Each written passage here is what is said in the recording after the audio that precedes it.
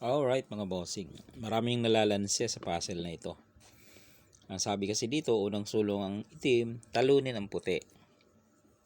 Kaya lang yung iba pagkakita, talo na. Basic, napakadali daw. Tanungin mo, bakit ano ba ang sulong mo dyan? Dito lang ika, pakain ka lang ng 3. Dama na, wala nang kawala ang puti. Ayun, ibalik natin. Ibig sabihin, hindi pinag-isipan, no? Hindi ina-analyze. Kasi kung dadahan-dahanin mo, babagalan mo, base dun sa binigay nilang solusyon, dito raw. Kain ka ng 3. Kain siya 2, dama. Yun, hindi na ina-analyze. Tinapos niya na doon, talo daw ang puti. Hindi nakita na may sulong pa rito ang puti. Yan o. Kakain yung itim. Tapos ipapakain ulit. Pagkain niya, susulong dito ang puti. Di, itim pa ang natalo kasi nalak. Baboy yan eh. Hindi ka naman pwedeng umatras. Kasi pataas ang sulong niyan. So, yung kahit dumama, useless, nababoy eh. Kaya marami na dyan nalalansi, no? Pagkakita, talo na ika ang puti, pakain lang 3. Okay.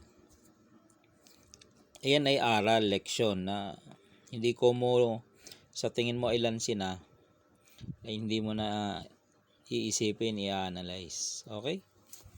Ang sulong dyan mga boss, para manalo ka, pwede dito, pwede dito. Diba, 116. Dito ka sa 116. Sino ba susulong?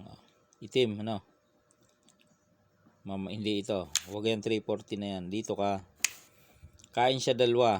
Okay. Kain ka naman ng 1. Kain siya ng 1. Ayun. Hindi saka mo banatan. Ayan. Di ba? Medyo maganda-ganda. Okay. Balik mo.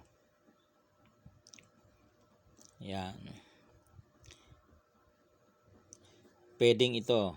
6-2. Kain siya dito. Dama siya. Then, ayun.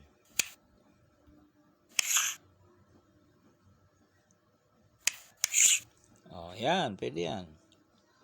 Kahit ilak niya yan, baboy. Ay, may extra ka pa di ba? Yan ang sinasabi natin. Kaya hindi ko mo pagkakita mo ng ganon, 314, 3. Maging leksyon yan. Kasi sa dama, hanggat may pangtira, may panira, may pag-asa. Ganon sa larong dama. Alright?